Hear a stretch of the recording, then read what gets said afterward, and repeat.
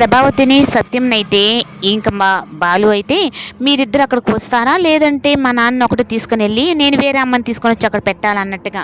ఇంకా బాలు చెప్పింది కూడా ఒక అందుకు మంచిదేనని చెప్పనని ఇంకా సత్యం కూడా అయితే వెళ్ళి రెడీ చేసి ఇంకొస్తాడు. ఇంకా మనోజు రోహిణి అయితే ఇంకా ఆఫీస్కి అయితే వచ్చేసిన తర్వాత ఇంకా షోరూంలో అయితే ఇంకా తన దగ్గర పనిచేసే అతను అయితే చాలా చీప్గా మాట్లాడతాడు మనోజు. పని వాళ్ళతో అలాగైనా మాట్లాడేదని చెప్పని రోహిణి కూడా కాస్త బుద్ధి చెప్తుంది.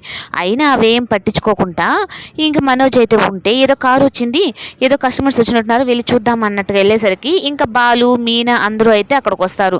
ఇంకా సత్యంని అలాగే ప్రభావతిని ఇద్దరిని మాలేసి ఇంకా పదవీ విరమణ నువ్వు నాన్న పదవి ఎక్కుతున్నాడు అన్నట్టుగా వాళ్ళని అయితే కూర్చోబెట్టి అందరూ స్వీట్లు అయితే పంచుకుంటారు. ఇంకా మనోజ్కి రోహిణికి అయితే చాలా బాధేస్తుంది. అయినా ఇదంతా చూస్తూ మీకేం బాధ అనిపించట్లేదా అని చెప్పని అమ్మావతి అని ప్రభావతిని అడిగితే, నాకెందుకు బాధ, నువ్వు 40 లక్షలు తను మింగేసిన రోజు నాకు భర్త కంట్లో కన్నిటి బొట్టు లేదు, అయినా ఈరోజు తన మొహంలో సంతోషం చూస్తున్నాను, నాకు అది చాలు, ఎవరెట్టపోతే నాకెందుకు అన్నట్టుగా ఇంకా ప్రభావతి నోట్లో నుంచి ఫస్ట్ టైం మనోజ్ గురించి ఆ మాట మాట్లాడేసరికి ఇంకా బాలుకి మీనాకైతే చాలా కోపం వస్తుంది, చాలా సంతోషం వేస్తుంది. ఎందుకంటే ఇప్పటికైనా నువ్వు కళ్ళు తెలుసుకున్నావు అన్నట్టుగా.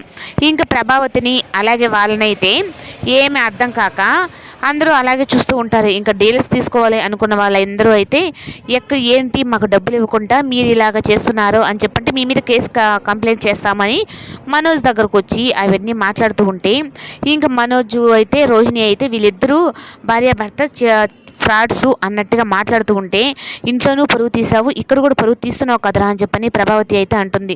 ఇంకా అలా అనిన తర్వాత ఇంకా రోహిణి అలాగే మనోజ్ అయితే ఇద్దరు ఒకరి మొహాలు ఒకరు చూసుకొని ఏంటి మనకి ఈ పరిస్థితి అన్నట్టుగా. కానీ ఇప్పుడు దాకా అత్తయ్య మనకు తోడుగా ఉంది, కానీ ఇప్పుడు అత్తయ్య కూడా ప్లేట్ ఫిరాయి చేసింది, వాళ్ళ పక్కకే వెళ్ళిపోయింది అని ఇంకా అక్కడున్న వాళ్ళు అందరూ కూడా మనోజ్ని అయితే చాలా చీప్గా చూస్తారు. నువ్వు కూడా మాతో పాటే నౌకరులాగా పనిచేద్దు రా అన్నట్టుగా.